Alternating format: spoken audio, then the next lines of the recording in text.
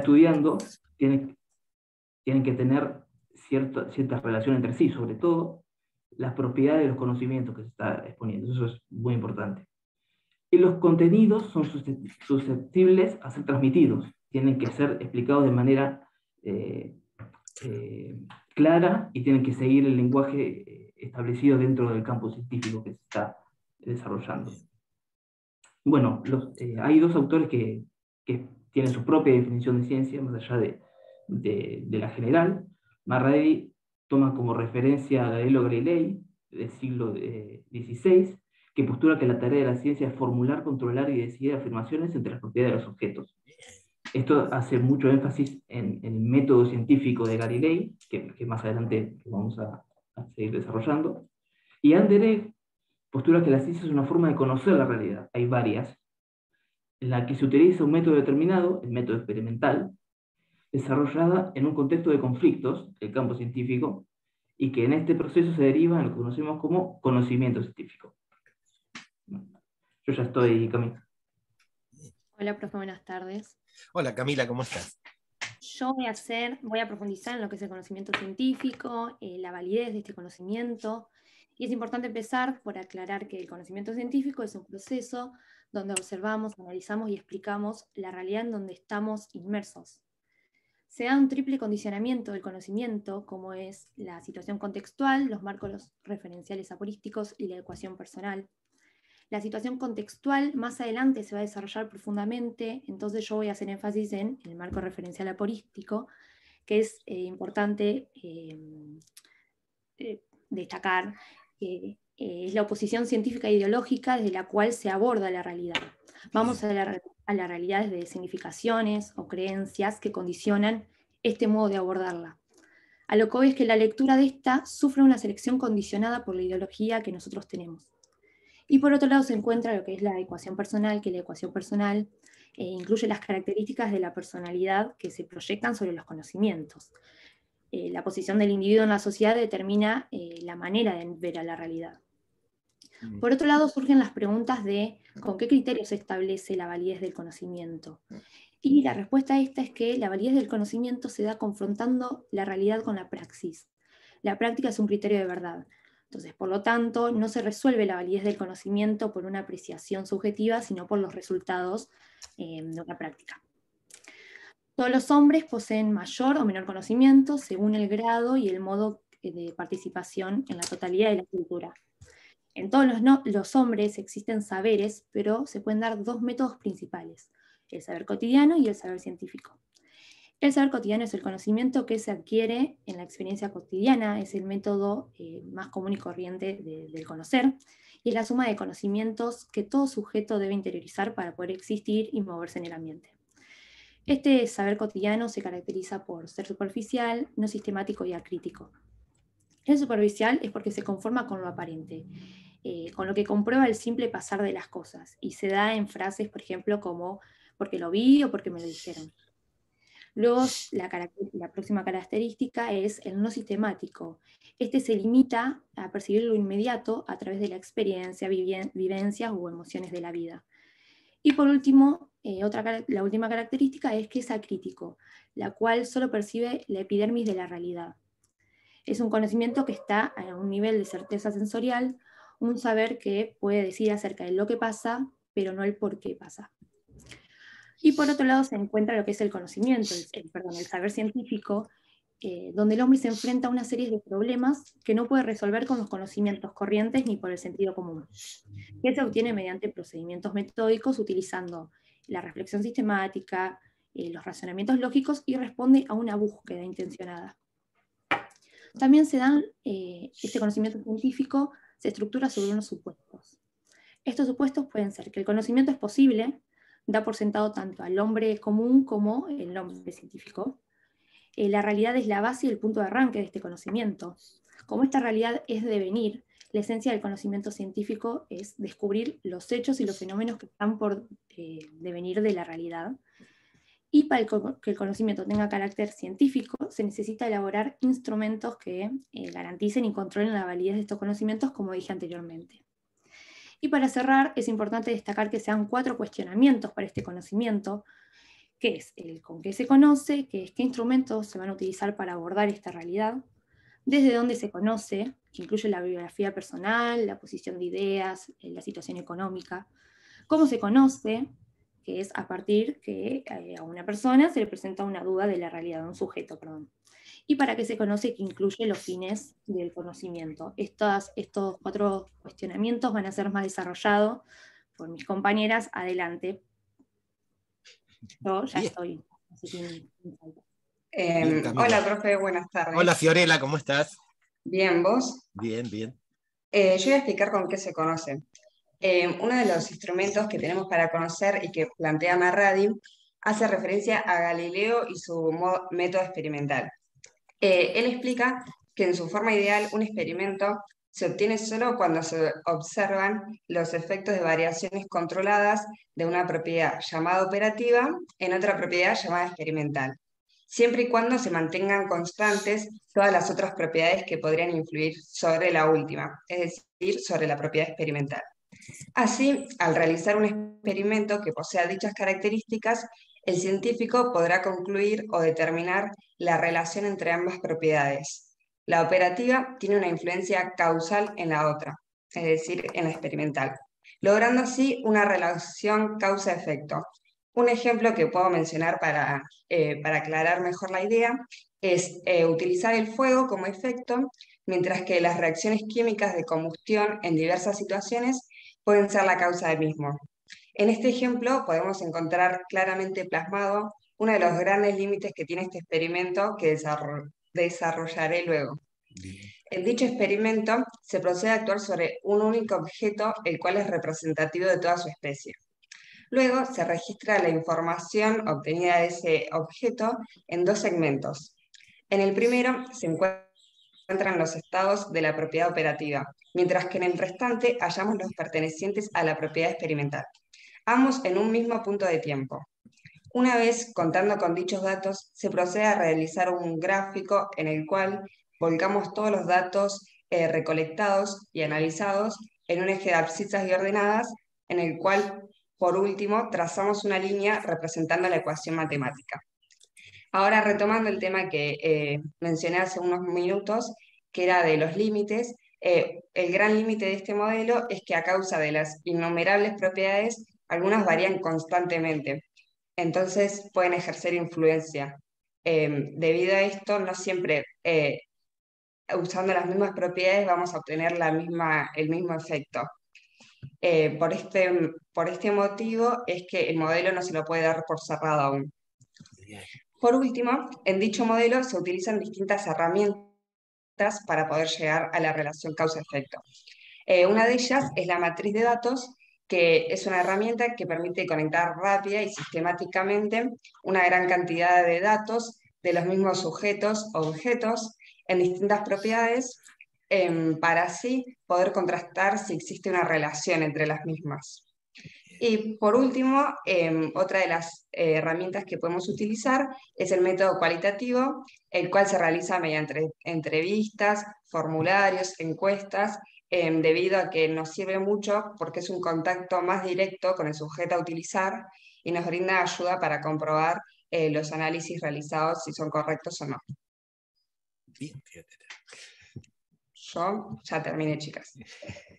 Bueno, buenas tardes, profesor. Yo voy a Hola, dar desde Nadina, dónde ¿cómo se andás? conoce.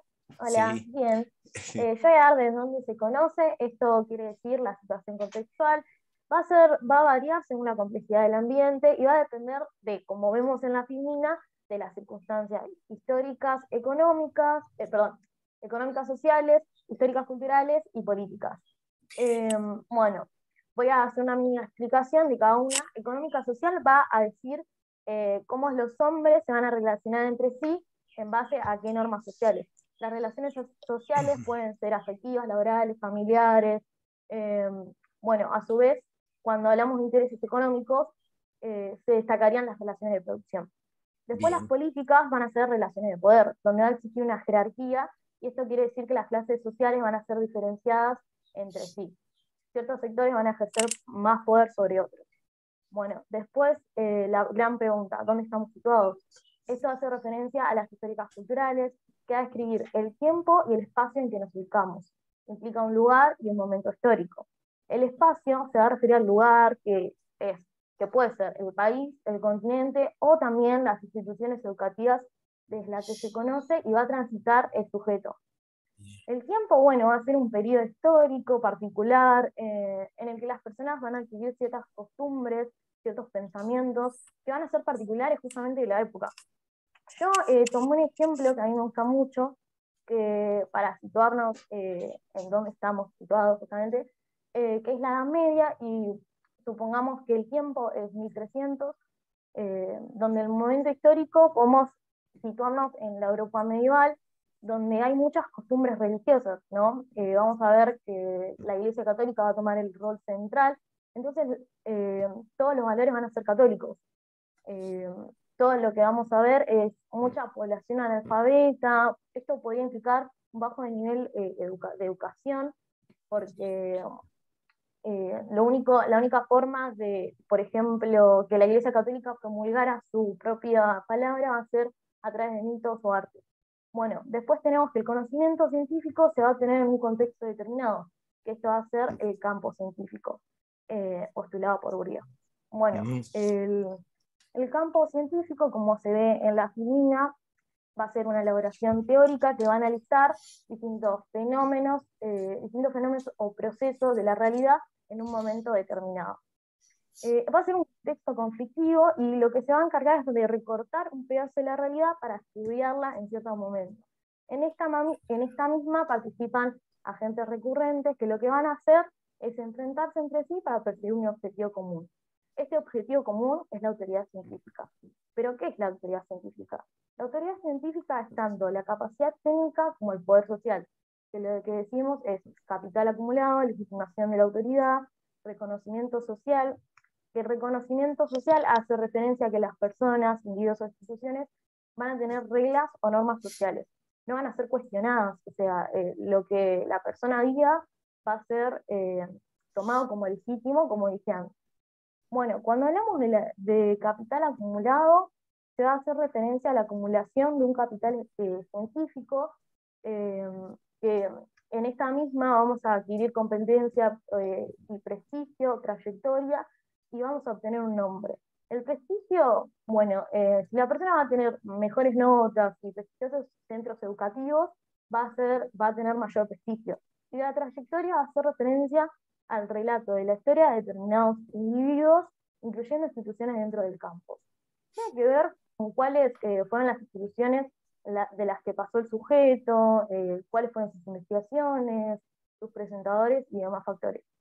A su vez, vamos a hablar de una jerarquía en este campo científico. Los dominantes y los dominados. Los dominantes van a ser los que van a tener una escala de poder más alta, digamos, van a estar en el nivel jerárquico más alto, y van a ser los sabios, o sea, van a ser los más experimentados, los que mayor conocimiento tengan, y van a tener un mayor prestigio de nombre, obviamente. Los dominados van a ser los licenciados, que no van a ser tan reconocidos ni experimentados.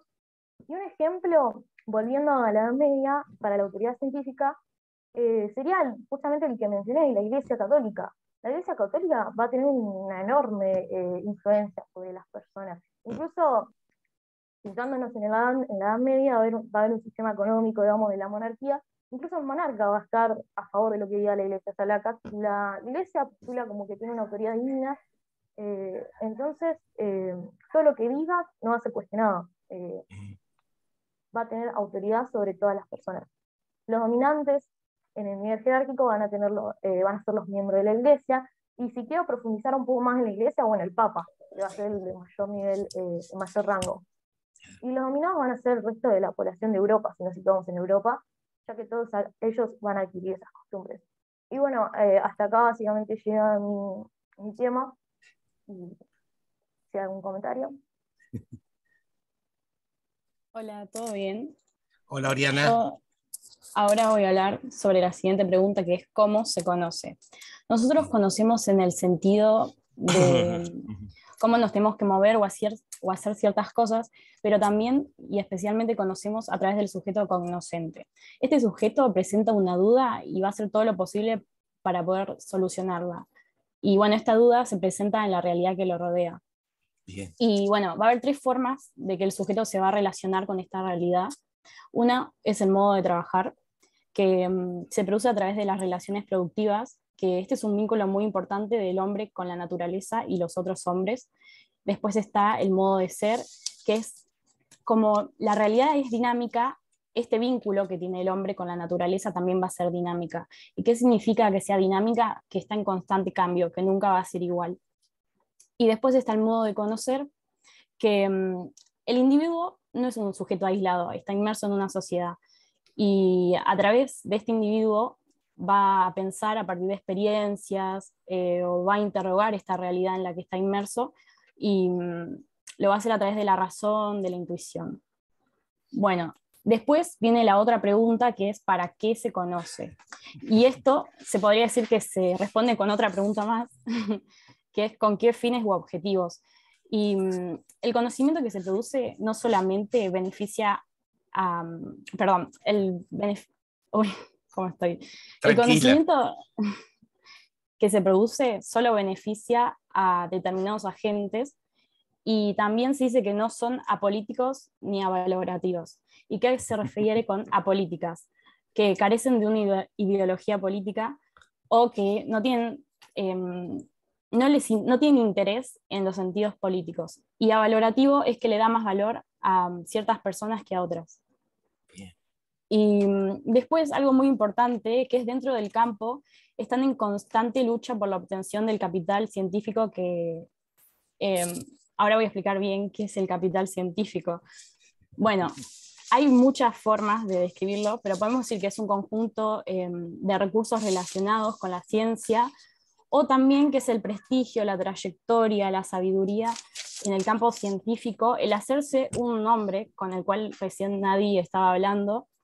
Y este capital científico se clasifica en 3 grupos.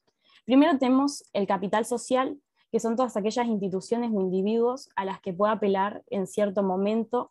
Después tenemos el capital económico, que es toda esa disponibilidad de recursos monetarios que permiten contratar a determinados individuos, y estos van a tener determinadas capacitaciones, determinado prestigio, y así podemos seguir. Y después tenemos el capital cultural, que se divide en 3 modalidades. Tenemos el objetivo, que hace referencia a todo lo que está traducido en objetos, o sea, las esculturas, las artesanías, los textos.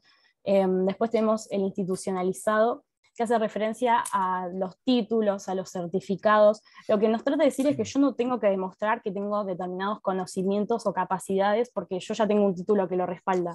Y acá puede venir el ejemplo de un médico que cuando vos te tenés que operar no vas y le llevas un examen al médico para decirle, ay, mostrame tus capacidades. Vos ya confías en ese título que tiene. Y después tenemos el incorporado, que son aquellos conocimientos que vamos adquiriendo cuando nos movemos a través de ciertos espacios o ciertas instituciones, lugares, momentos. Esto se le conoce como hábitus. Bien. Y con esto terminaríamos la presentación. Más adelante aparece la bibliografía. Bien. Qué bueno. No te dejo de compartir pantalla. Sí, dale. Bueno, a ver, vamos de nuevo acá. Santiago, Oriana, Nadina, Fiorella y Camila. En principio, digamos, muy buena exposición. ¿Por qué? Porque, bien, Jazmín, felicitaciones a los chicos. No, porque no, es decir, supieron coordinar los contenidos de los autores, hicieron un recorte, digamos, no intentaron decir todo lo que decían los autores, sino que fueron tomando algunos elementos, algunos conceptos, y los fueron, digamos, relacionando, y los fueron relacionando muy coherentemente. Incluso, es decir, pasar de un autor a otro, viendo las relaciones que se pueden establecer. Y eso, bueno, digo, me pareció un buen trabajo, que obviamente lo que está indicando es que hicieron una lectura en profundidad de los autores. Así que buenísimo eso. Lo que les diría, y esto es una cuestión de estilo, es decir, cuando no digan, bueno, yo digamos, hasta acá llegué, digamos, si ustedes hubieran tenido que hacer una cuestión de exposición delante de un auditorio, la cuestión es, bueno, ahora va a seguir mi compañera que está, digamos, más, ha profundizado más en este tema. Es decir, estas cosas son de estilo, no digo que tienen, obviamente no tienen que ver con los contenidos, que fueron bien trabajados, salvo una cuestión que, a ver, yo pude haber entendido mal, pero por ahí lo aclaro. Cuando trabajaron los tipos de capital, el económico, el social y el cultural, esos son capitales que tienen los agentes, no es el capital específico del campo. Digamos, el capital cultural, el capital económico y el capital social son recursos que tienen los agentes para, de ahí en más, ir conformando, ir desarrollando sus propias trayectorias. Pero el capital específico no tiene esos, en este caso el capital científico no está compuesto de estos tres tipos de capitales. Estos tipos de capitales, lo que digo, son atributos de los agentes, instituciones o personas. Sí, profe, de hecho, por eso lo separamos, o sea, de un lado pusimos capital científico y después lo separamos del capital bueno, social. bárbaro. Sí. Buena aclaración, Nadina. Yo por ahí, digamos, por eso, digamos, no me había quedado claro y por eso, digo, bueno, aclararlo un poquitito también para todos. También bien elegidos los ejemplos, es decir, cuando que me parece que ayudan a que se entienda y se comprenda más lo que estaban diciendo, y además, bueno, buscaron ejemplos que no son comunes, digamos, que no eran los de los autores, o sea que eso también implica que tuvieron un grado de elaboración, es decir, bastante,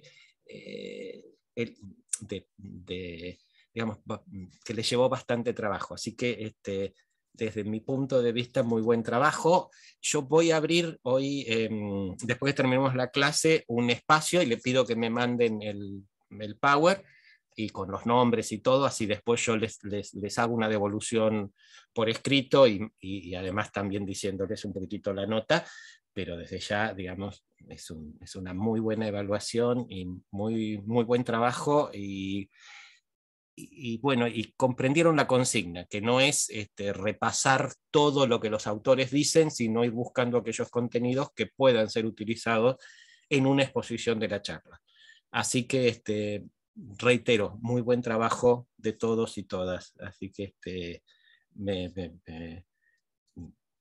aprecio mucho el nivel de profundidad con que leyeron y con que después expusieron. No sé si los no, por favor. Gracias. No, de nada. Gracias, profe. No, para nada. No sé si algunos de los compañeros, ya Brian dijo, y Jazmín ya los han felicitado, así que, no, Brian estaba entrando, y Jazmín ya los ha felicitado, no sé los otros compañeros de ustedes si quieren agregar algo.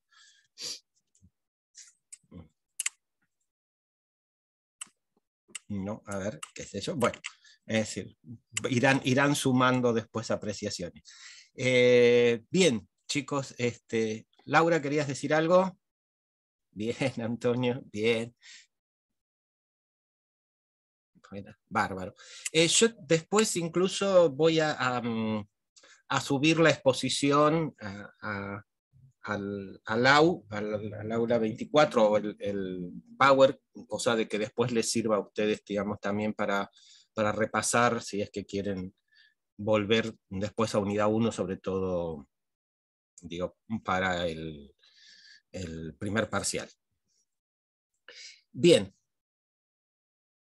Hasta aquí.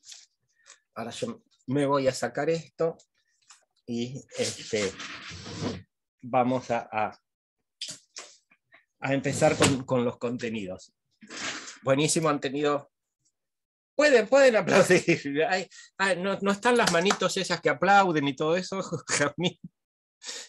Pero bueno, se puede. Igual ya han aplaudido con los comentarios. Bien. Profe. Sí. Antes que arranque con la clase, ¿le puedo hacer una consulta respecto a lo del test de lectura que tuvimos el sábado? ¿Que tuvieron el sábado? Sí. Sí. No, si puede aclarar bien cómo va a ser el promedio entre las notas de los test y cuál era el porcentaje de la materia que abarcaba, ¿no? Porque a mí particularmente me fue mal, pero porque de apurada no leí que había que marcar las opciones incorrectas. Ay. Y marqué lo que era correcto y bueno, después cuando lo quise ver me quise morir, pero eso me pasó de apurada y bueno, quería saber cómo era para promediarlo después. No, a ver, digo, el promedio de las notas de los test es un promedio simple.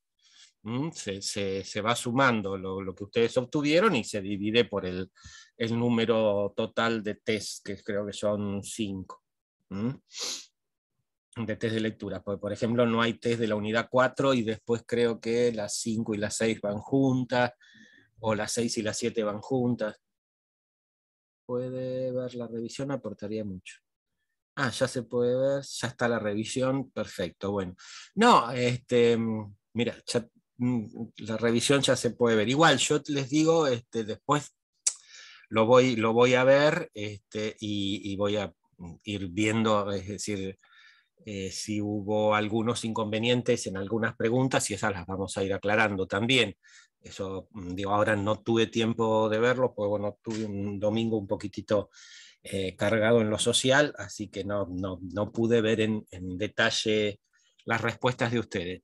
Pero en esta semana los voy a ver y si quieren el lunes obviamente hacemos una charla de tipo general, como para ver un poquitito cuáles fueron aquellas preguntas que tuvieron un mayor grado de dificultad.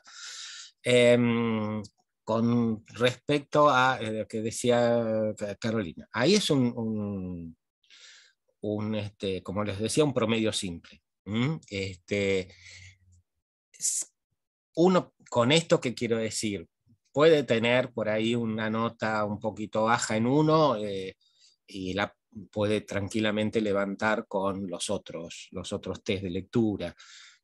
Y después, ese promedio, ¿cuánto pesa? Pesa un 20% en la nota final, digamos, en esa nota que ustedes tienen que llegar o superar el 6. Reitero, si el promedio de los test es 6 puntos, esto se convierte en un punto 20 para componer la nota final. Es decir, obviamente, si el promedio es un 8, el componente... Además, uy, qué lío. Bueno, eso yo me olvidé de decirles, discúlpenme, chicas, chicos, que vieran porque por ahí había opción incorrecta. Discúlpenme, yo me olvidé de avisarles, pero bueno, lo podemos subsanar para los próximos. Digo, si el promedio es 6, si el promedio es un 8, todo correcto. Sí, no, a veces uno por ahí digamos, hay una especie de presión. No, Winiverse, lo que pasa es que por ahí yo sé que ustedes están presionados porque dicen, bueno, 15 minutos no me va a alcanzar, entonces leen la pregunta o la consigna y no leen la cuestión de que hay algunas que hay que señalar precisamente la opción incorrecta. Pero vuelvo a decir, bueno, si ustedes tienen un 8, eso sería en la nota final un punto 1.6.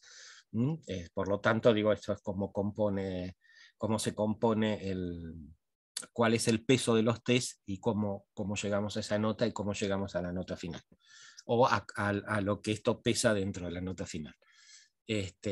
Pero bueno, es decir,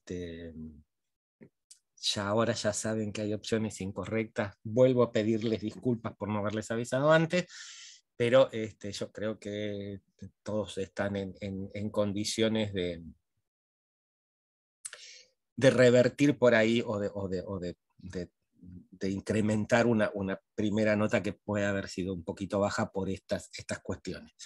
Pero no se hagan problema, hay otros test, los vamos a trabajar, como les digo, estas respuestas para el parcial, así que digo, es una instancia en donde todos podemos aprender. Y bueno, es lo que vamos a hacer. Bien. ¿Alguna cuestión con respecto a lo que habíamos visto de Marx? ¿Quedó alguna duda?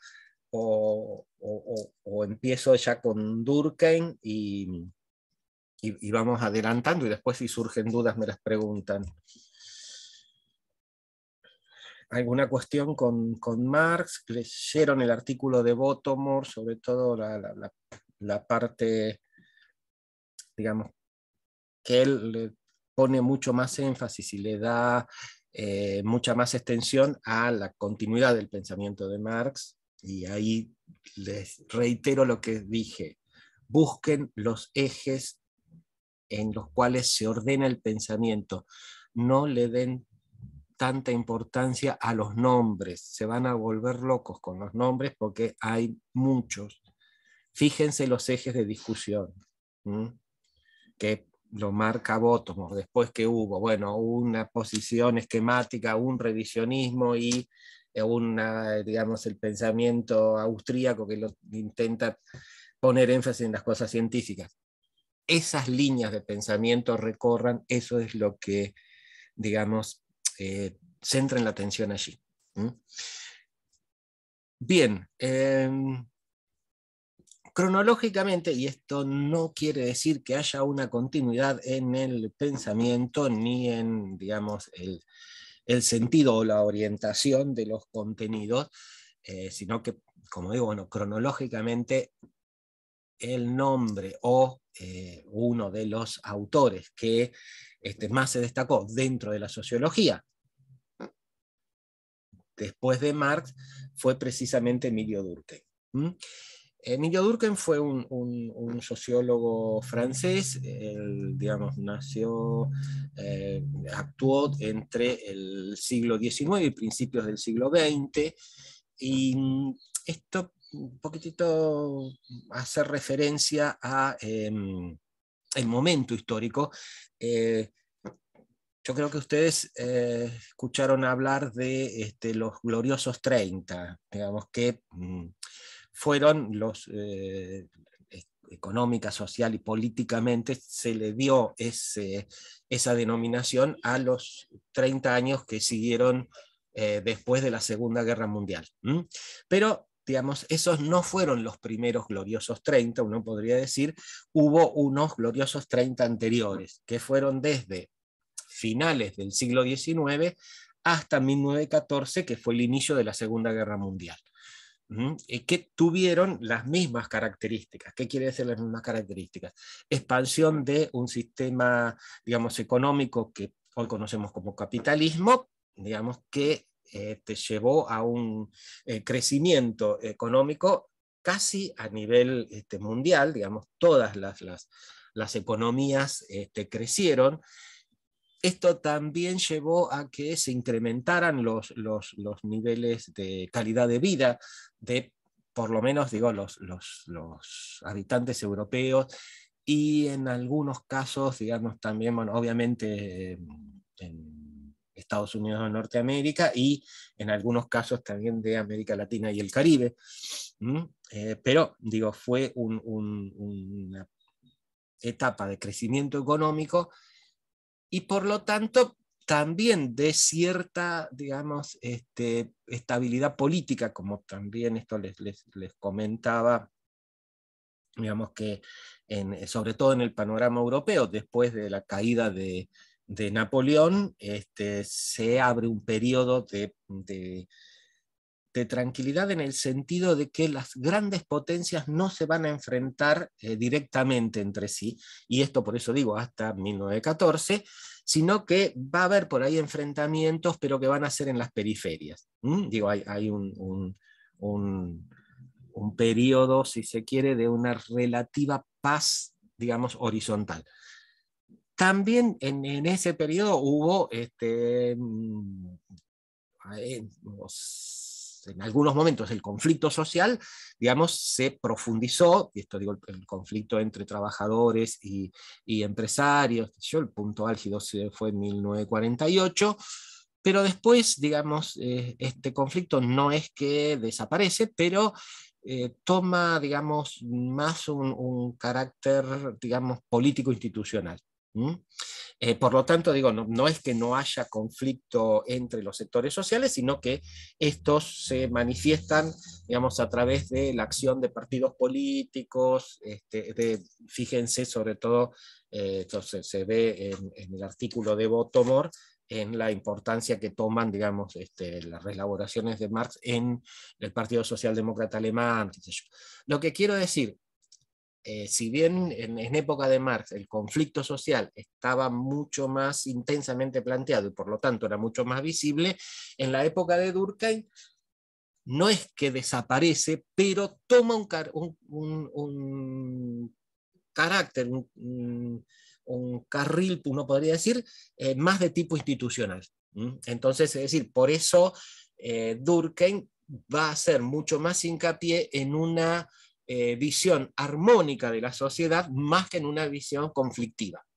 Aunque no niega el conflicto, está bien, después vamos a ver, le da una valoración que no es positiva, como si se lo da Marx, pero eso es otra historia. Pero, digo, el conflicto está, pero lo que él está viendo más es esta cuestión de cierta estabilidad en las sociedades, no solo de cierta estabilidad, sino de un crecimiento sostenido. Y tal es así que, fíjense, también, y esto de alguna forma es un hecho saliente en la historia de los países europeos, para los habitantes de estos países, el estallido de la Primera Guerra Mundial no solo fue un hecho, digamos, traumático en cuanto a lo que esto significaba por el ejercicio de la violencia, sino que fue, digamos, un punto de inflexión muy fuerte. ¿Por qué? Porque precisamente estos primeros 30 gloriosos, lo que había generado en la población en general, y esto no digo solamente en el campo de las ciencias económicas y de las ciencias sociales, es decir, sino también digo como una percepción, si se quiere, de la población en general, de que se estaba ante un momento en el cual, digamos, íbamos a entrar en un progreso indefinido. Digamos, no quería, ¿qué es lo que quería decir? Que día a día íbamos a estar mejor y que las generaciones que nos continuasen iban a tener una vida mucho mejor que la nuestra. Esto se corta fundamentalmente en 1914, es decir, y 1914, el estallido de la Primera Guerra Mundial, es como una vuelta, una regresión a, digamos, la barbarie, por decirlo de alguna forma.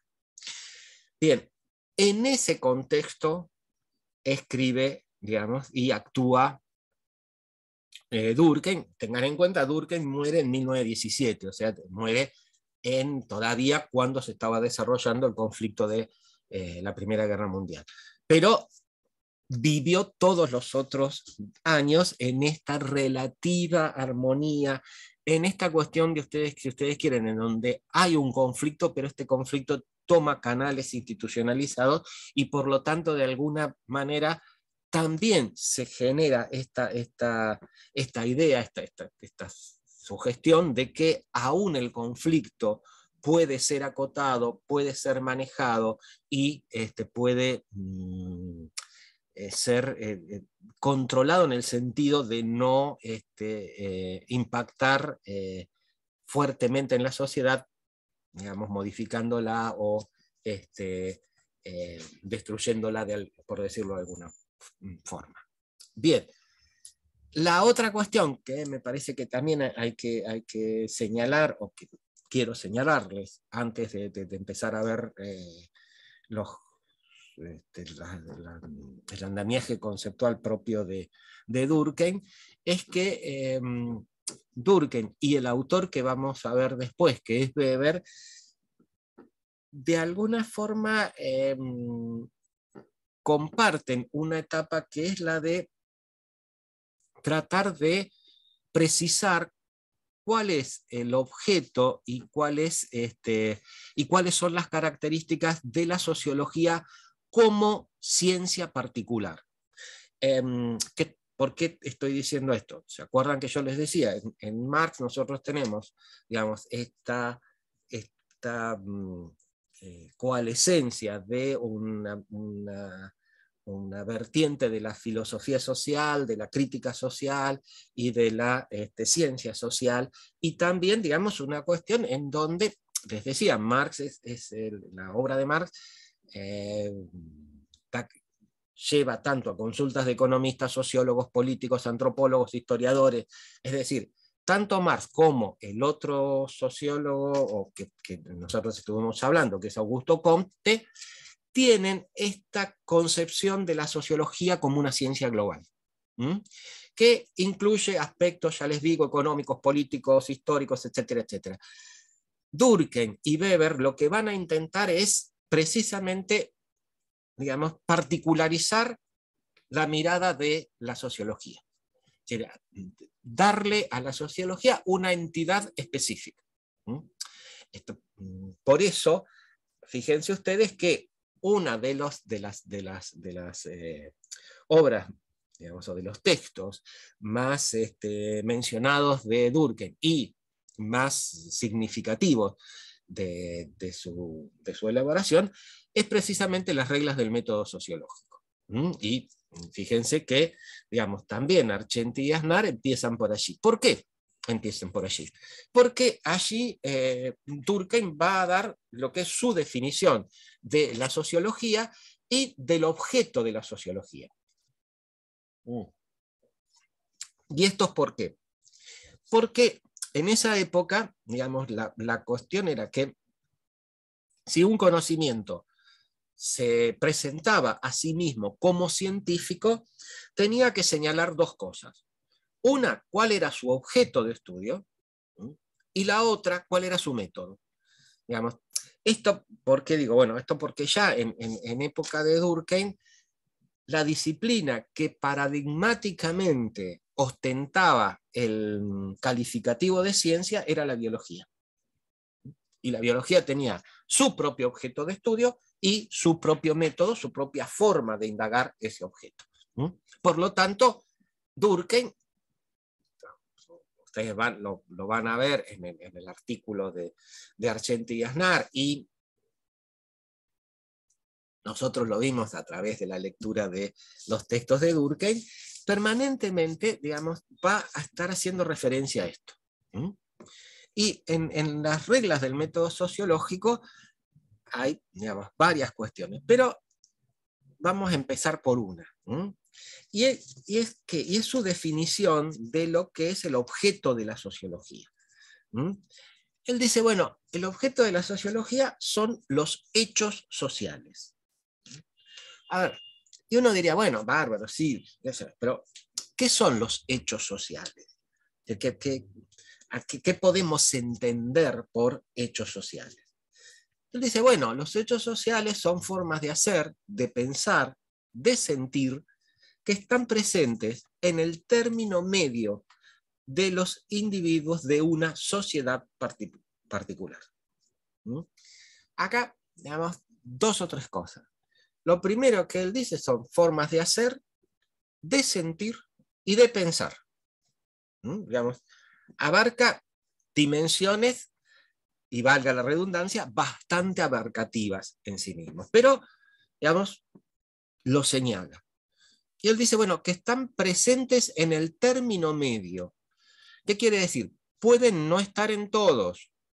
Y después se le va a decir, bueno, pueden estar incluso en un grupo, como por ejemplo los grupos profesionales, que tienen formas de hacer, tienen sus propias cuestiones éticas, etcétera, etcétera, ¿no? Pero dice, bueno, en lo general están presentes en el término medio de los, es decir, en la mayor parte de los integrantes Y la otra cuestión que él dice es de una sociedad particular. Y esto, ténganlo presente, digamos, para Durkheim no hay un modelo ideal o un modelo natural o un modelo paradigmático de sociedad. Para Durkheim lo que existen son sociedades diferentes. Digo, esto rompe un poquito con algunos de los postulados de Comte que dicen, bueno, la última etapa de la sociedad es la etapa positiva, etcétera, etcétera. Durkheim dice, yo en esto no me meto, eso es metafísica, lo que tengo delante mío, y acuérdense que lo mismo dijo Alexis de Tocqueville, son sociedades diferentes. Por lo tanto, las formas de hacer, de pensar y de sentir son propias de cada sociedad. No podemos decir que hay cuestiones universales, es decir, eso Durkheim no se va a atrever a decir. Bueno, es decir, hay sociedades particulares. Bien, ahora, estas formas de hacer, de pensar y de sentir tienen determinadas características. Y por eso es que se los reconoce como hechos sociales. ¿Cuáles son esas características? Durkheim dice, bueno, la primera característica, y que de alguna forma es una consecuencia lógica de la definición que él da, es que estos hechos sociales son supraindividuales. ¿Qué quiere decir? Que atañen, que corresponden, que se encuentran en más de un individuo. Están por sobre lo individual, son supraindividuales. La otra cuestión que dice Durkheim es los hechos sociales son externos a los individuos. Él dice, bueno, están antes de que nosotros nazcamos y seguramente van a seguir después que nosotros dejemos de estar por estos barrios. Pero a ver, ¿cómo es eso? ¿Cómo es que son externas? Y dice, bueno, qué sé yo, a ver, ¿cómo, no sé, los códigos de ética de un determinado colegio profesional? Cuando nosotros entramos, esos códigos ya estaban. Seguramente nos jubilaremos, y los códigos van a seguir estando. Por ahí no los mismos, por ahí se cambiaron algunos, qué sé yo, etcétera, etcétera, pero siempre va a haber una cuestión de código de ética. Un ejemplo más general, la lengua o, digamos, el lenguaje en el que hablamos. ¿No? Es decir, obviamente que estuvo antes de que a nosotros se nos ocurriese nacer, o que, digamos, a nuestras madres se les ocurriese que teníamos que venir a este mundo, y después que nosotros nos vayamos de él. Entonces dice, bueno, es externo al individuo, es decir, está fuera, está en la sociedad, está en el grupo, pero está fuera. Y la tercera característica, que acá esta externalidad se convierte en algo interno, Durkheim dice, son coercitivos, se imponen al individuo. Por eso que, digamos, muchas veces lo tomamos como algo total y absolutamente individual, como algo total y absolutamente personal, pero en verdad nos fueron impuestos. Ahora, fíjense acá la relación, digamos, como Durkheim con otros conceptos, sin embargo, está señalando una misma característica que la habíamos visto en Marx. ¿Se acuerdan cuando yo les decía? Para Marx las relaciones sociales se imponen, son impuestas.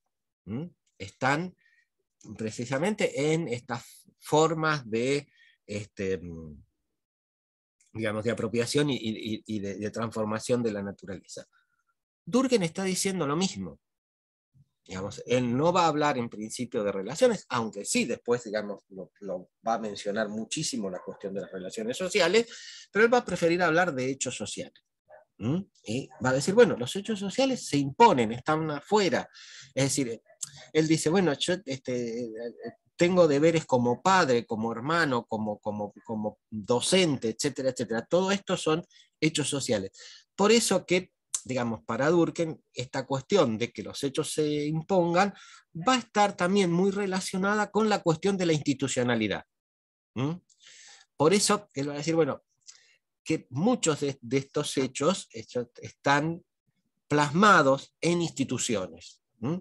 En instituciones, digamos, no quiere decir organizaciones, sino que él habla, digamos, no quiere decir solamente organizaciones ni nada por el estilo, sino que él habla de conjuntos de patrones de conducta, de reglas de conducta, de leyes, de cuestiones, digamos, si se quiere, de mitos que nos van de alguna forma dando una interpretación de la realidad, etcétera, etcétera, etcétera.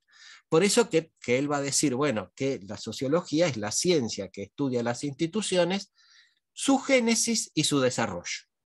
Su génesis, ¿qué quiere decir? Su origen, su forma, digamos, el cómo se originaron, y su desarrollo. Pero, digamos, en verdad, lo que él, digamos, después nos, a través de de las diferentes textos y de las diferentes investigaciones, lo que vamos a ver que, en verdad, a Durkheim le interesa no es solo esta cuestión de cómo las instituciones nacen y se desarrollan, sino precisamente cómo ese nacimiento y ese desarrollo tiene que ver con la interacción y la relación que estas instituciones tienen con los individuos o con los sujetos. Porque él dice, bueno, la sociedad es algo superior a los seres humanos. La sociedad no es la sumatoria de los individuos, es algo más. Pero para, digamos, objetivarse, no dicen esos términos. Dice, bueno, para realizarse, para manifestarse, necesita a los individuos.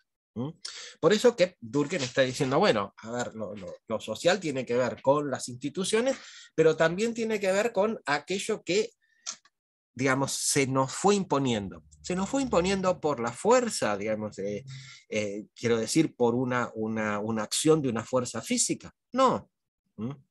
Dice, bueno, podemos, qué sé yo, no hablar en la lengua de digamos, si estamos viviendo en, por ejemplo, qué sé yo,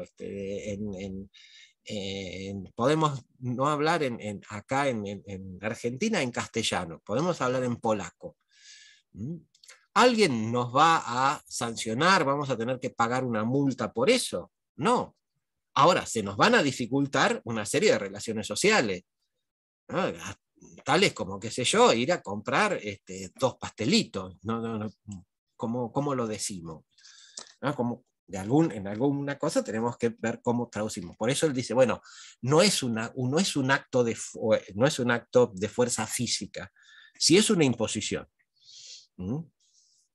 Por lo tanto, digamos, los hechos sociales tienen esta definición. Son estas formas de hacer, de pensar y de sentir, pero que son supraindividuales, externos a los individuos y que tienen un poder de coerción o de imposición, si ustedes quieren. Por lo tanto, él dice, bueno, nosotros, desde el punto de vista de la sociología, va a ser nuestro objeto de estudio. Bueno, Durkheim discute bastante con los economistas, por ahí se enoja, qué sé yo, pero digamos, lo hace porque de alguna forma también tiene que diferenciarse precisamente, o quiere diferenciar a la sociología de, digamos, la economía, que en esos momentos, y esto, recuerden lo que decía Marradi, digamos, la economía como ciencia social, siempre tuvo la ventaja de poder tener unidades de medida que la sociología, la antropología, la ciencia política no las tenía, y si hoy las tiene es porque de alguna forma las elabora y las crea. Entonces, bueno, Durkheim quiere separarse y al mismo tiempo darle la misma entidad a la sociología que a la economía, que a la historia, que a la psicología, etcétera, etcétera, etcétera. Y quiere también diferenciar la sociología de la economía, la psicología y, digamos, otras ciencias sociales. Ahora, yo les decía que en esos momentos el ejemplo, si se quiere, de saber científico era la biología. Y esto tiene que ver con ¿qué? Con la otra pata de lo que sería un conocimiento científico. Les aclaro, es decir, yo no voy a seguir el orden en la exposición que sigue Argenti y Aznar, aunque voy a tomar los mismos puntos que ellos, digamos, para transmitirles a ustedes la cuestión de Durkheim, pero voy a hacer un ordenamiento un poquito distinto. Es decir, porque me parece que qué sé yo, lo que tengo que decirles tiene otro punto de coherencia con respecto a cómo ellos ordenan la presentación de Durkheim. Entonces, siguiendo con esto de que la sociología tiene que ser una ciencia, digo, bueno, si ya precisamos el objeto de estudio, ahora quedaría la cuestión de cuál es el método. Digamos, cuál es la forma en que nosotros tenemos de conocer ese objeto de estudio. Hasta acá me voy explicando con algún nivel de claridad, o vuelve para atrás. Bárbaro. Si no, regreso, no tengo problema. Él dice, bueno, buenísimo. Dice, y como les decía, la ciencia o el saber es precisamente biología. Por lo tanto, la biología, ¿en base a qué avanzó? A algo que ustedes lo mencionaron en Marradi, que es el método experimental, ¿no? Pero ¿por qué lo pudo hacer? Bueno, porque la biología puede meter una serie de fenómenos en el laboratorio, ¿no? Ahora, ¿la sociología puede hacerlo? No. Es decir, no podemos, es decir, meter en el laboratorio, qué sé yo, ver cuáles son los factores culturales que hay que incentivar para elevar el nivel de xenofobia en una población. Es decir, no hay laboratorio que lo pueda contener, para ver, a ver cuáles son aquellos elementos culturales que hacen aparecer al otro diferente como algo peligroso. Eso no lo podemos hacer. Entonces, es decir, ¿qué hacemos? No podemos hacer ciencia social. Y ahí es donde Durkheim va a tomar algunas cosas y va a plantear algunas diferencias. ¿Qué es lo que él va a tomar de la imagen de la concepción de ciencia que en esos momentos estaba vigente en los países europeos? Y él va a tomar una cuestión que es el partir de un enunciado o de una afirmación que no se pone en duda y que ustedes, si quieren, recuérdenlo, que ya el que lo dice con toda claridad es Anderegg, que existe una realidad exterior a el científico o al sujeto que va a conocer. Y que esa realidad exterior es objetiva. ¿Cómo lo dice Durkheim? Él dice, bueno, el punto de partida de la sociología es tratar a los hechos como cosas. Dice, bueno, como cosas materiales, no, como dato. ¿No? Es decir, como realidad empírica. ¿Y de dónde viene esta cuestión de tratar a los hechos como cosas? Él dice, bueno, ¿por qué? Porque, digamos, hay una realidad externa a nosotros y que es objetiva. ¿Objetiva en qué sentido? En el sentido que no podemos modificarla por un simple acto de voluntad individual. Digo, Durkheim cuando dice hay que tratar a los hechos como cosas, está diciendo no los podemos modificar por un solo acto de voluntad individual. Por lo tanto, ¿qué es lo que está diciendo? Tienen existencia propia.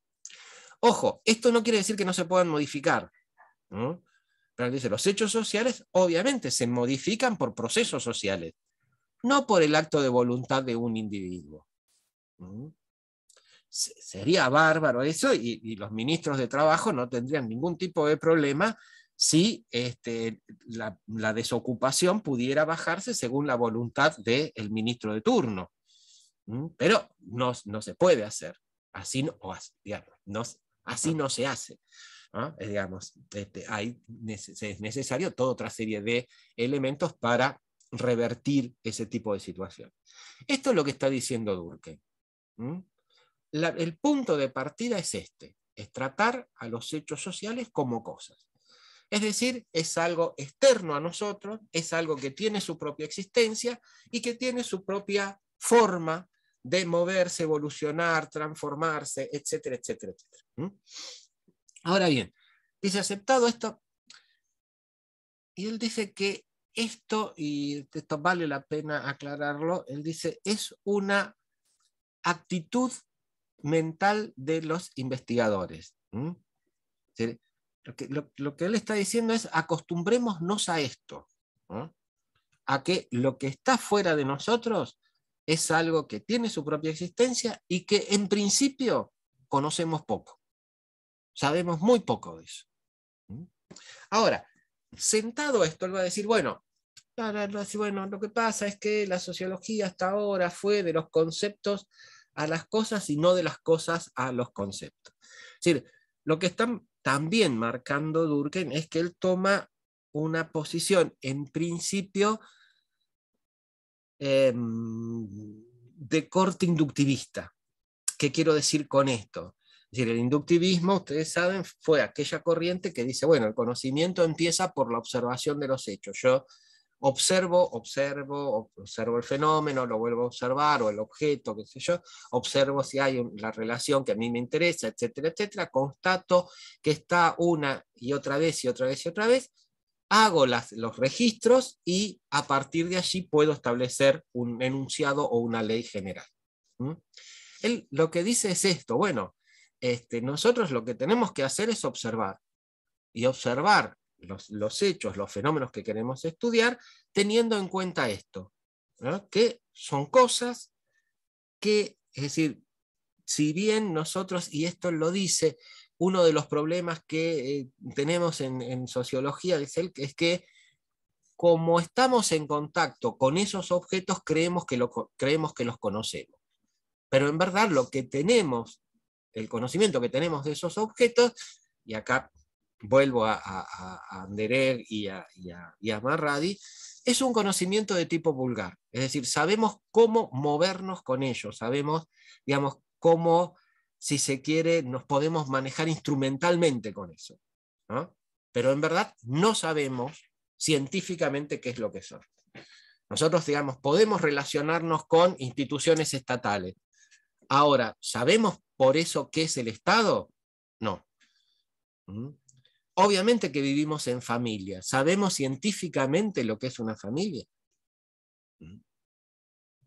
Entonces, lo que él está diciendo es esto. Acá tenemos un problemita con esto, qué sé yo, etcétera, etcétera. Por eso que él va a decir, bueno, aceptado que los hechos sociales son cosas, lo primero que tenemos que hacer, digamos, es tratar de elaborar una definición de los hechos que queremos conocer, de los hechos que van a ser objeto de una investigación específica.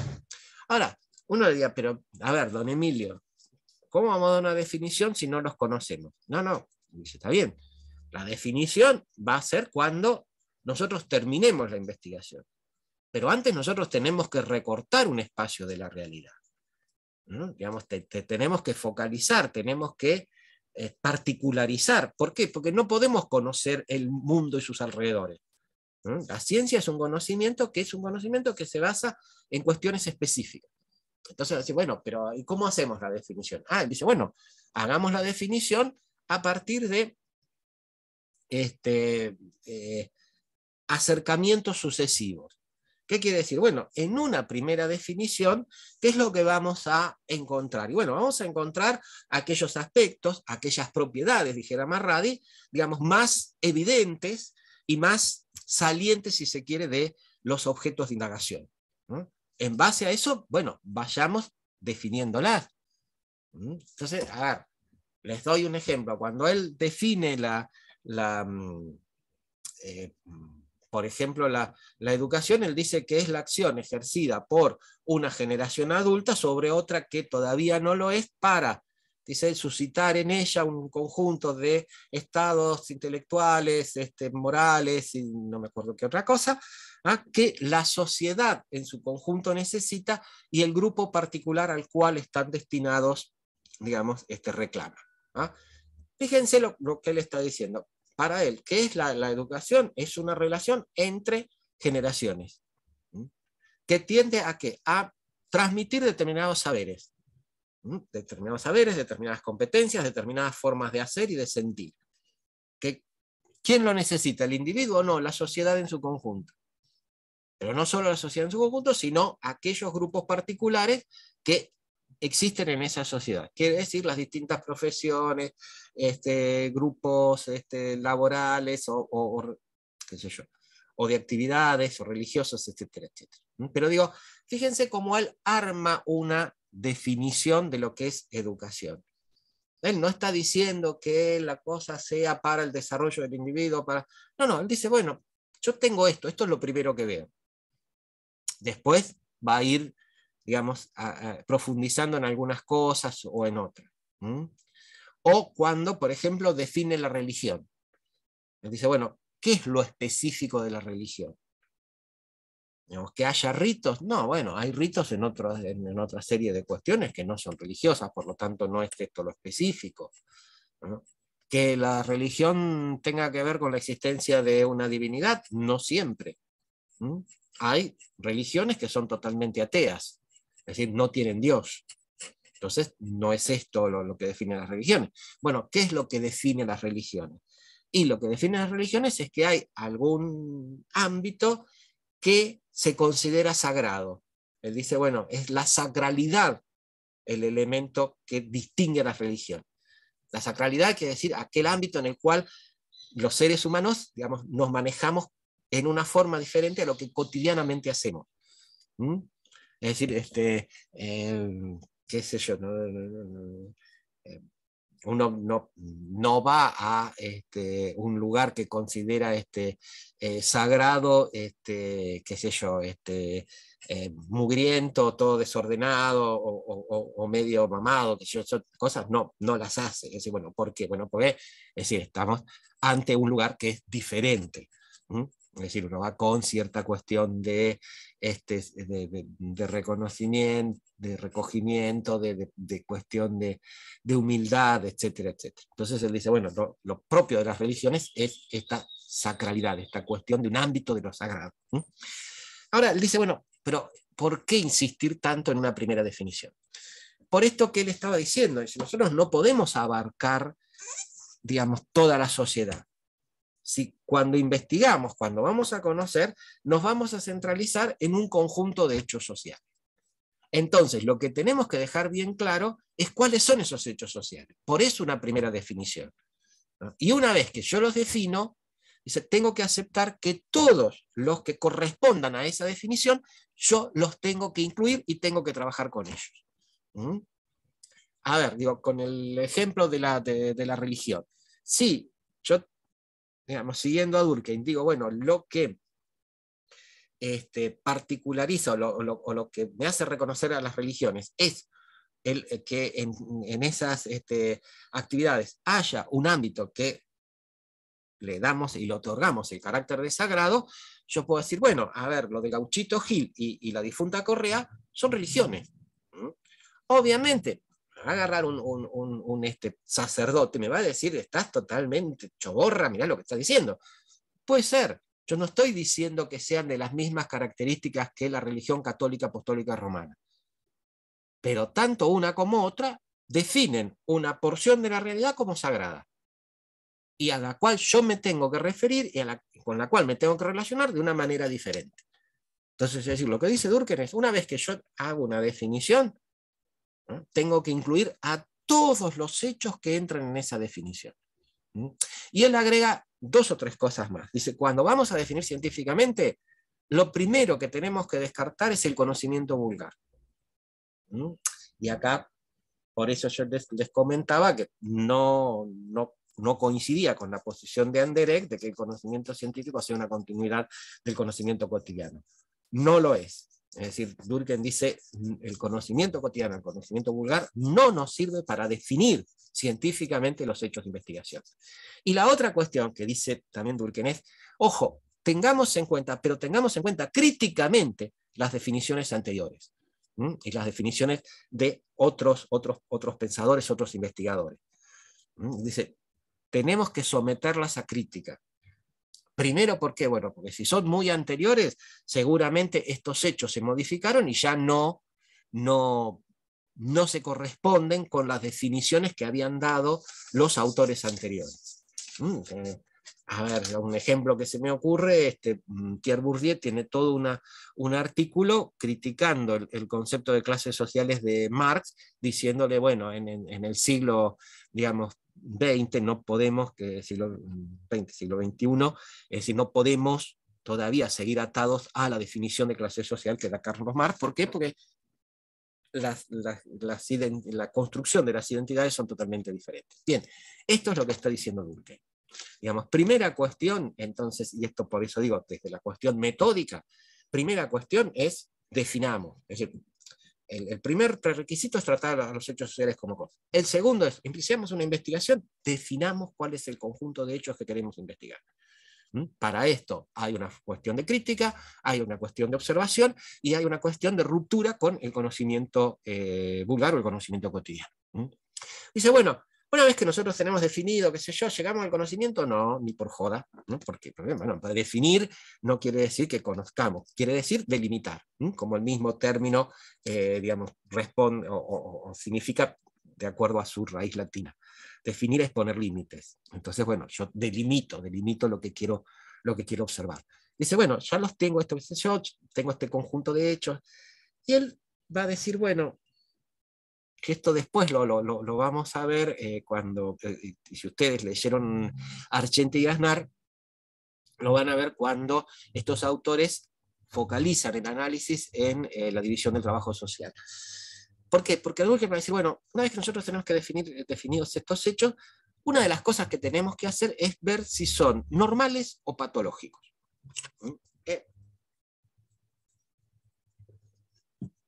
Y acá les digo, si bien el término de patológicos ha dejado de usarse dentro de las ciencias sociales, vale la pena un poquitito hacer referencia a hacia dónde apunta Durkheim. Porque él dice, bueno, sí, tenemos que ver cuáles son normales y patológicos. Ahora, ¿cómo definimos lo que es normal? ¿Cómo definimos lo que, y por lo tanto, lo que es patológico? Él dice, bueno, en biología no tienen problema. Es decir, ¿por qué? Bueno, porque hay alguna cosa que está funcionando mal dentro de ese organismo, digamos, esto es una cuestión patológica. ¿Por qué patológica? Porque su funcionamiento no ayuda al mantenimiento del todo que es ese organismo. Entonces, bueno, ahí yo puedo detectar lo patológico. ¿Por qué? Porque sé cómo funciona. Ahora, en el caso de las sociedades, lo que puede ser, digamos, patológico para uno es totalmente normal para lo otro. Por lo tanto, él dice, yo no tengo un modelo universal de sociedad por la cual pueda decir, mira, esto es patológico, esto es normal. Entonces, bueno, ¿cuál va a ser el criterio? Ahora, fíjense lo que él dice. Hay sociedades particulares. Por lo tanto, ¿qué es lo primero que Durkheim va a decir? Bueno, lo normal o lo patológico lo tenemos que establecer a partir de cada sociedad particular.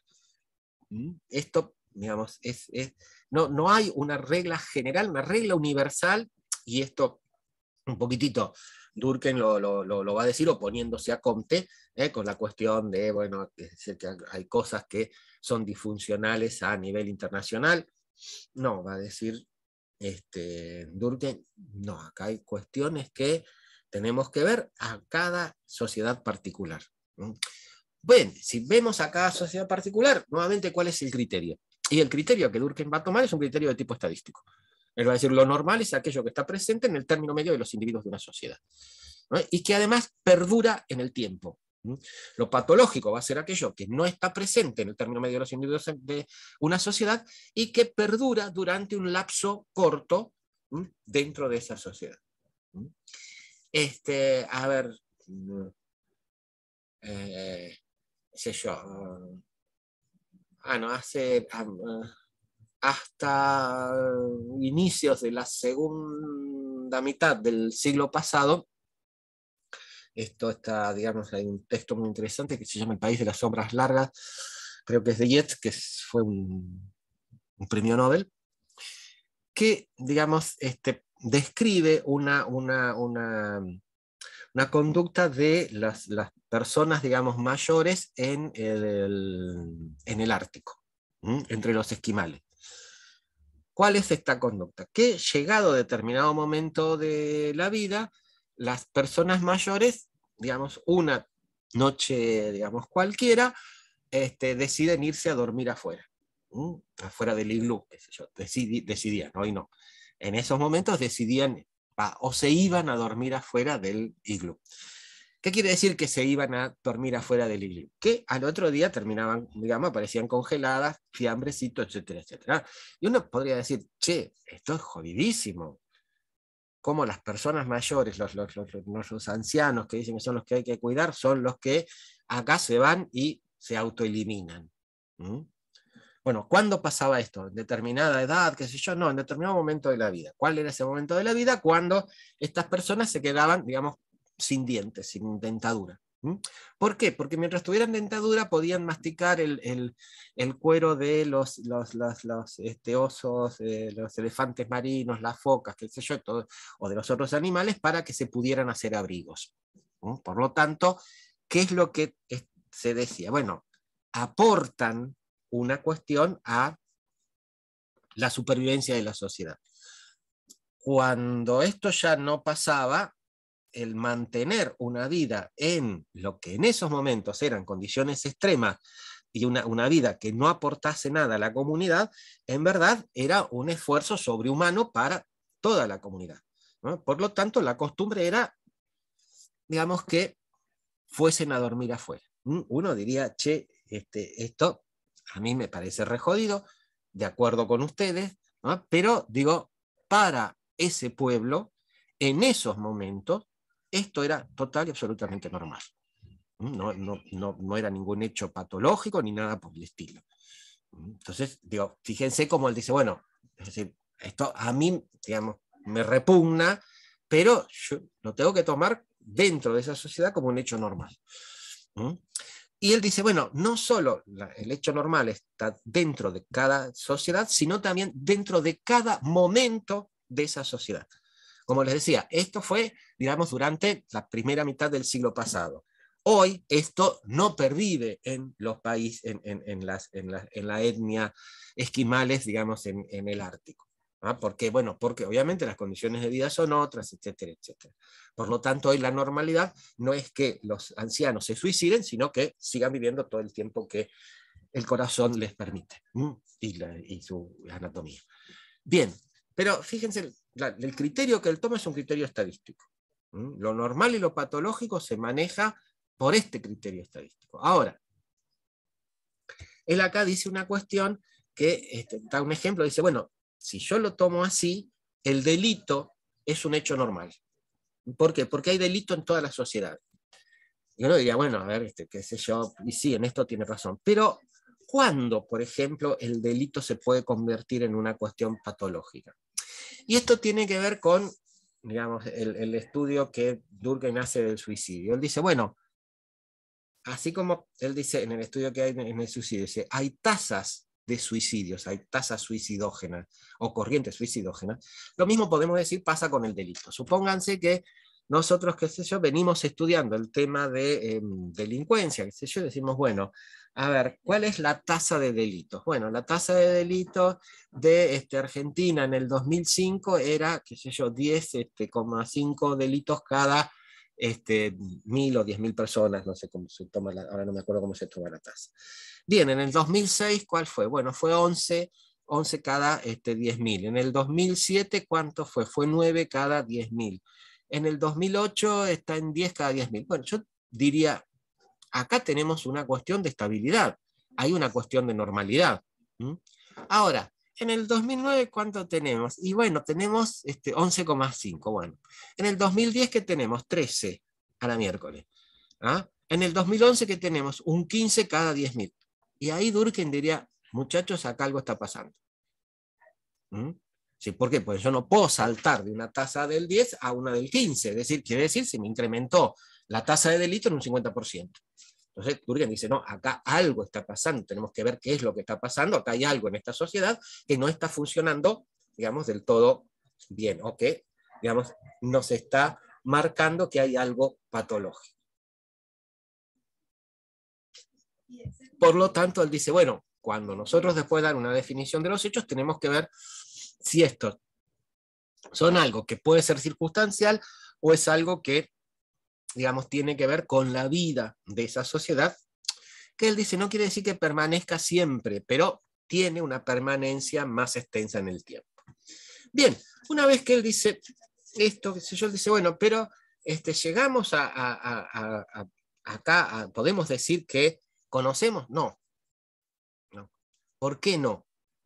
Porque Durkheim, y acá sí toma muy fuertemente el modelo de la biología, dice, porque para avanzar en el conocimiento tenemos que llegar a la explicación.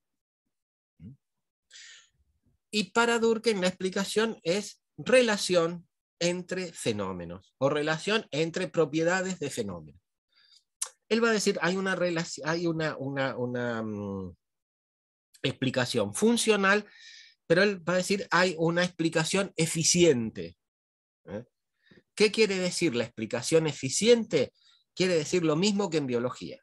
El establecer una relación de causa y efecto necesaria entre dos fenómenos. Esto es conocer. Esto es explicar para Durkheim. ¿Qué es la explicación funcional? Él dice, bueno, recuerden esto, digamos, yo no se los había comentado antes, se los comento ahora. Durkheim no solo toma el modelo de método científico de la biología, sino que también, digamos, toma la concepción de organismo de la biología y la asimila a la sociedad. Dice, las sociedades son como grandes organismos, sobre todo las sociedades contemporáneas a él. ¿Por qué? Porque tenemos diferentes instituciones, diferentes grupos de personas que hacen diferentes cosas, pero todas colaboran al mantenimiento del todo. Es como si la sociedad fuera un gran organismo.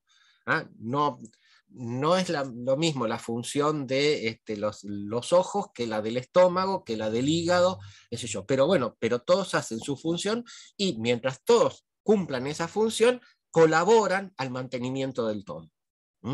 Por eso hay algunos que dicen que en verdad la concepción de Durkheim no es organicista, sino vitalista, y yo adhiero a eso. ¿Por qué? Porque él dice que las sociedades son organismos vivos. Por eso que las sociedades están en permanente cambio. Que la sociedad que no cambia se atrasa y muere. Él dice, bueno, como si fuera uno. Por eso digo, más que una cuestión de una visión orgánica, es una visión de un organismo, pero que está desarrollando su propia existencia, su propia vida. Por eso que digo, hay en esa visión de Durkheim un elemento de proceso, un elemento de desarrollo temporal que trasciende lo que puede ser una mera mirada organicista en el sentido de cómo funciona un organismo y esto desde un punto de vista estático. Durkheim esto no lo hace. Siempre está mencionando esta cuestión de que las sociedades están vivas, están en cambio, están en transformación. Apes también marca y muy fuertemente que estas transformaciones en algunos elementos y sobre todo, o en muchos de los elementos y sobre todo en algunos que son los más centrales, son transformaciones lentas y lo que, digamos, el proceso que se da es el proceso de reproducción, es decir, de mantenimiento de determinadas funciones, determinados tipos de relaciones, etcétera, etcétera. Pero él dice, bueno, está la explicación funcional y la explicación eficiente. La explicación funcional es esta, ¿qué función cumple? Cómo esto contribuye al mantenimiento del todo. La eficiente es el establecimiento de una relación de causa y efecto. Y él aquí va a marcar 2 o 3 cosas. Primero, que, digamos, la explicación en sociología de un hecho social se da siempre por un hecho social antecedente. Él lo que está diciendo es lo social se explica por lo social. ¿No? Yo no puedo explicar lo social por lo individual, ni por lo biológico, ni nada por el estilo. Lo social se explica por lo social. Y esto en Durkheim es, digamos, esto no tiene discusión.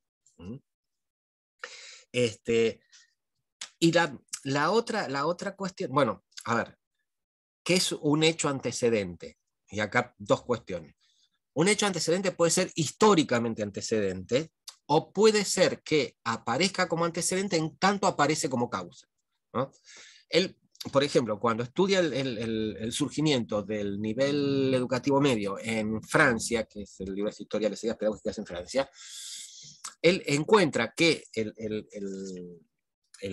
fenómeno que lo explica, el fenómeno antecedente, que digamos que a partir del cual se va a organizar el sistema secundario, si ustedes quieren, en el nivel medio en Francia, tiene que ver con lo que eran los estudios, digamos, preuniversitarios, sobre todo en lo que fue la Universidad de Nuestra Señora o de Notre Dame, que en las dos universidades más antiguas en el territorio europeo que se conocieron como tales fueron la de Bolonia y la de París o la de Notre Dame. Entonces él dice, bueno, para ingresar en el nivel universitario se tomaban una serie de exámenes. En la preparatoria para esos exámenes estaba a cargo de un cuerpo de profesores, etcétera, etcétera, que enseñaba, bueno, esto que era una práctica, si se quiere, un poco coyuntural, qué sé yo, después fue sistematizándose y hasta que terminó conformándose el nivel medio en Francia. En este caso, el antecedente es un hecho históricamente antecedente. Ahora, cuando Durkheim estudia el suicidio, él dice, bueno, la tasa de suicidios va a depender del grado de integración social de las personas. Allí, este grado de integración social de la persona no es históricamente antecedente. Digamos, está, si ustedes quieren, ocurriendo en el mismo momento que la tasa de suicidios. Sin embargo, ¿por qué es antecedente? Porque funciona como causa. Por eso él dice, ojo, no es causa aquello que sea históricamente antecedente. En algunos casos sí, en otros no. Pero que sea antecedente quiere decir esto.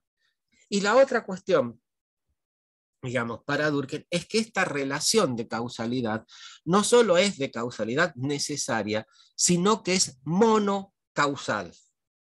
Él dice, a una causa corresponde un efecto, y a un efecto corresponde una causa. Si nosotros, dice, tenemos o vemos diferentes causas o diferentes efectos, quiere decir que acá hay alguna cuestión, o bien que tenemos que revisar, o bien que hay una naturaleza diferente entre los fenómenos que estamos analizando.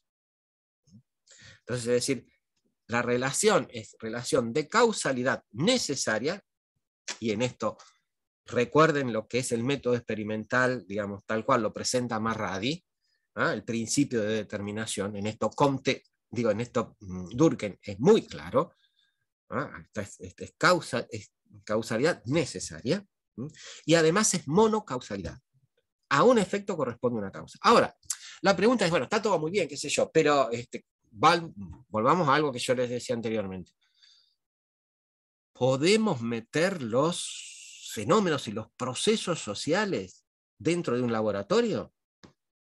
No.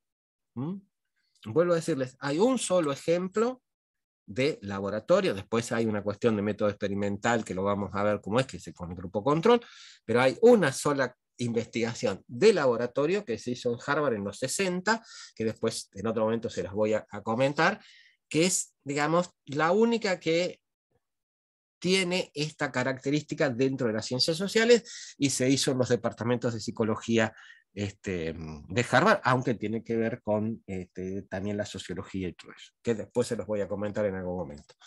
Bien, no podemos meter los fenómenos y los procesos sociales en el laboratorio. Entonces, Durkheim dice, bueno, ¿hacia dónde apuntamos? Y él dice, bueno, es decir, si no podemos hacer esto, lo que tenemos que llevar adelante es lo que él llama el método digamos, cuasi experimental.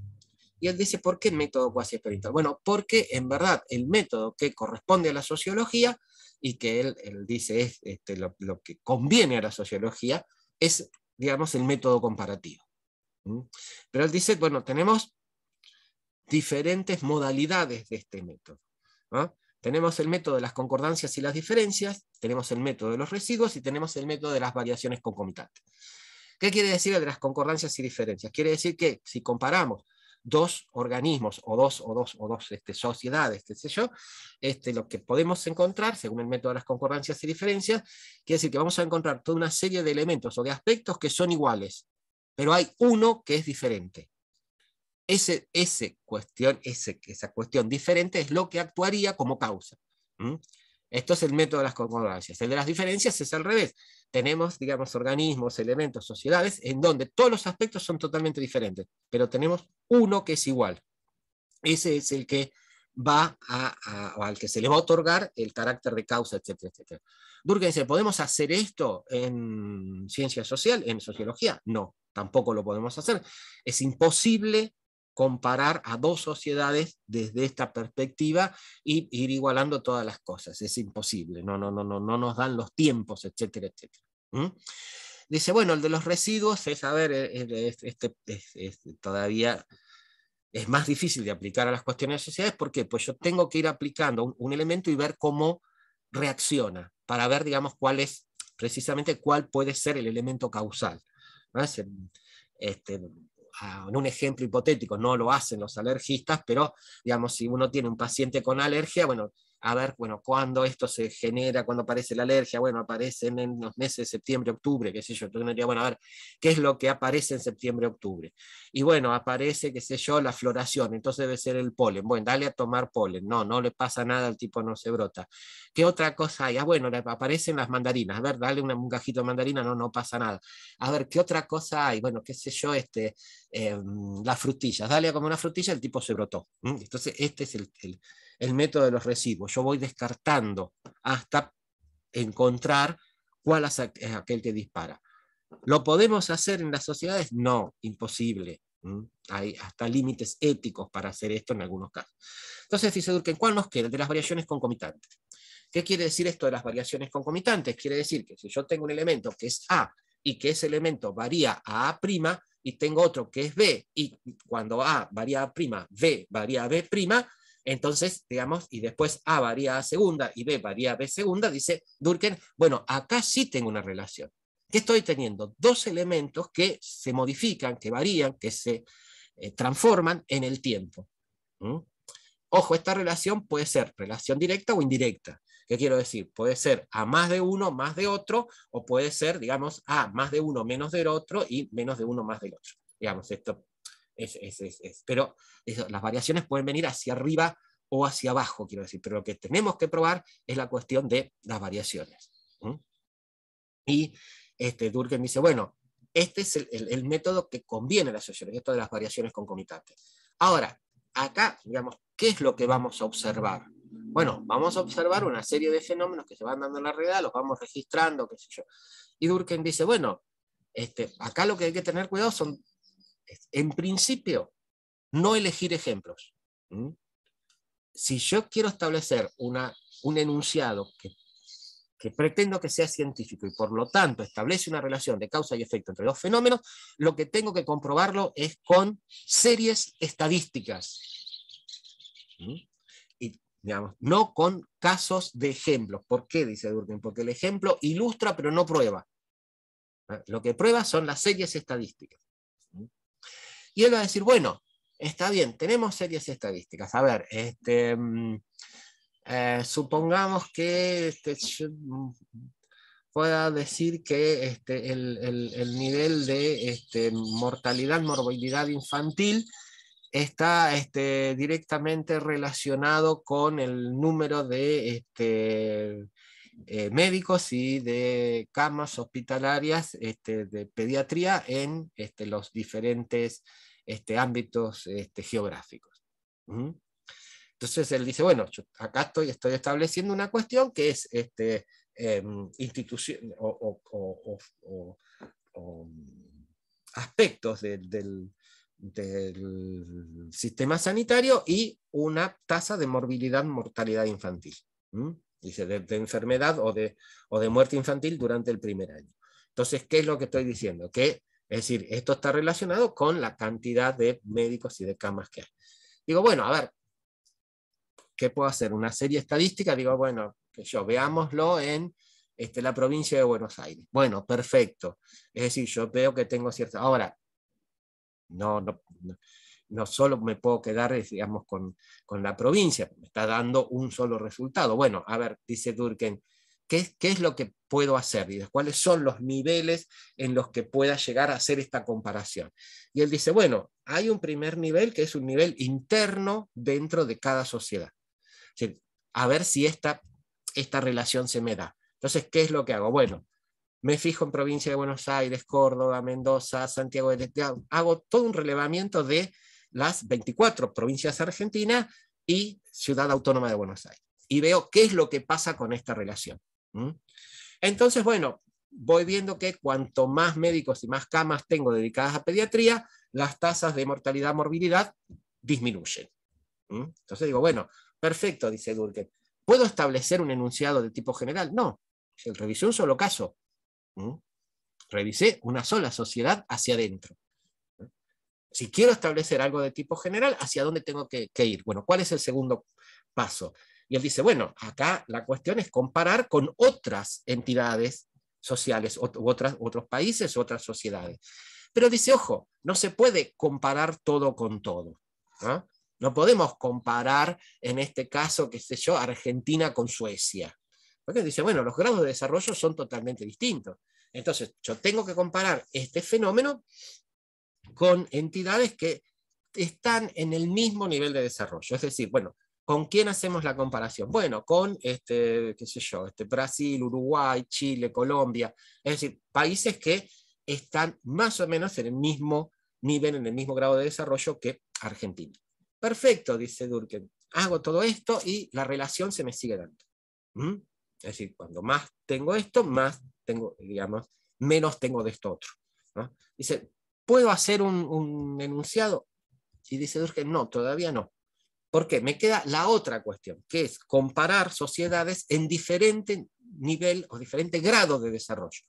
Pero lo que él dice ahí, yo esto lo puedo hacer, pero lo que tengo que equiparar ahí son las etapas de desarrollo de la sociedad. Dice, yo no puedo medir hoy el nivel, digamos, de desarrollo del sistema sanitario argentino con el nivel hoy del sistema sanitario de Suiza, o de Suecia, o de Noruega, ¿no? Sino que lo que tengo que hacer es equiparar en las etapas. Es decir, a ver, ¿cuántos años tiene este sistema? ¿Cuántos años tiene este otro? ¿En qué etapa está este? ¿En qué etapa está otro? Bueno, yo lo que tengo que equiparar son precisamente las etapas. Ahí sí puedo comparar científicamente. Entonces, es decir, y una vez dice el que yo llego a esto, ahí sí puedo hacer un enunciado de tipo general. Ahora, la otra cuestión que él va a decir, y por eso yo también mencionaba el componente temporal, él dice, pero incluso para llegar a establecer, digamos, una relación entre fenómenos, yo lo que tengo que llegar es a establecer el origen del fenómeno. ¿Qué es lo que pasa cuando esto surge? Y, ojo, es lo que él llama, digamos, el método genético. Ahora, ¿qué quiere decir determinar el momento en que se originó? ¿Quiere decir poner una fecha específica? No, dice Durkheim. Lo que nosotros tenemos que encontrar es la forma más rudimentaria de ese fenómeno y de ese hecho social. Y él lo hace en las formas elementales de la vida religiosa. Dice, bueno, a ver, este fenómeno de la religión, que hoy está en las sociedades contemporáneas, que es tan complejo, qué sé yo, en verdad, ¿cuándo surgió? ¿Cómo surgió? ¿Cuál es la forma prototípica de esto? ¿Cuál es la forma más simple de esto, más rudimentaria? Por eso va a estudiar las formas elementarias de la religiosa en las tribus australianas y en las tribus, digamos, de indios de América del Norte. Y va a ver cómo se va constituyendo este núcleo de lugares, de elementos sagrados, etcétera, etcétera. Entonces, ahí es donde Durkheim dice, bueno, una vez que nosotros lleguemos a la cuestión genética, ahí sí podemos establecer una ley o un enunciado general que establezca una relación de causa y efecto entre fenómenos y que además nos diga desde dónde proviene. Fíjense todo lo que él está diciendo que hay que hacer para un análisis sociológico a fondo, riguroso, con todas las exigencias y con todos los parámetros del cumplimiento del saber científico. Por lo tanto, fíjense, ¿qué es lo que hizo? Definió un objeto de estudio general, los hechos sociales, les señaló las características y dijo, bueno, muchachos, tenemos esto. Ahora, ¿cómo los estudiamos? Con todo esto. Fíjense entonces cómo cumple con estos parámetros de que el saber científico necesita un objeto y un método. Después, digamos, vamos a ver cuál es la concepción de sociedad de Durkheim, qué es esto de lo funcional, qué es esto de lo anómico, cómo él aplica esto al estudio de la división social del trabajo, etcétera, etcétera. Digamos, todo esto lo vamos a ver el lunes siguiente, así que péguenle un repaso al texto de Argenti y Aznar para verlo. Pero lo que yo quería hoy charlar con ustedes era precisamente estas cuestiones claves en Durkheim, donde él define un objeto y define una modalidad metodológica. ¿Hasta acá me supe explicar? Bárbaro.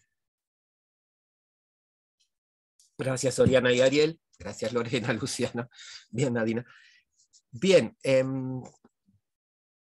no sé si hay preguntas, si hay alguna necesidad de aclaración. Bárbaro, Ana. Si no hay nada de eso, nos vemos. Que tengan un muy buen fin de semana largo, digamos, y aquellos que no estén, digamos, que no sean de La Plata, ojalá puedan irse a sus lugares de origen, que lo pasen muy lindo y nos vemos el lunes con la exposición de los otros dos grupos. El grupo mándenme dale, Fiorella, Lorena, nos vemos. Mándenme, yo ahora voy a abrir un espacio que va a decir trabajo práctico, unidad 1, y ahí me mandan todo. Gracias, Fiorella, Luciano, por todo.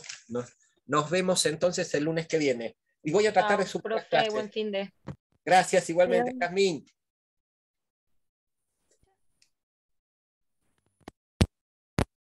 Chau, Oriana. Chau, Winiver.